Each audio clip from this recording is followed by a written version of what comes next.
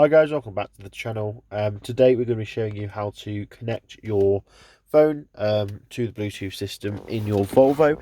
So this is the P3 system on my 2009 Volvo S80. So we've got the RTI, but we haven't got the big screen.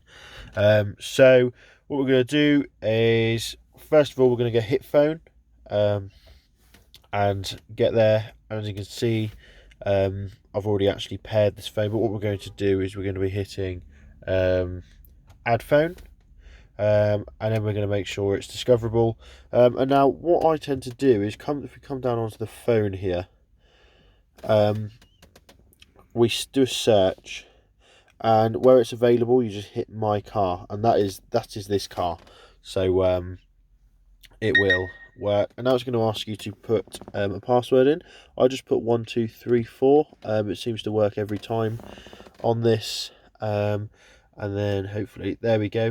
It's now connected and is synchronizing. I'm going to let it have my contacts so I can ring people on the go. But yeah, that's it now, guys. It's all completely connected. So if we wanted to make a call,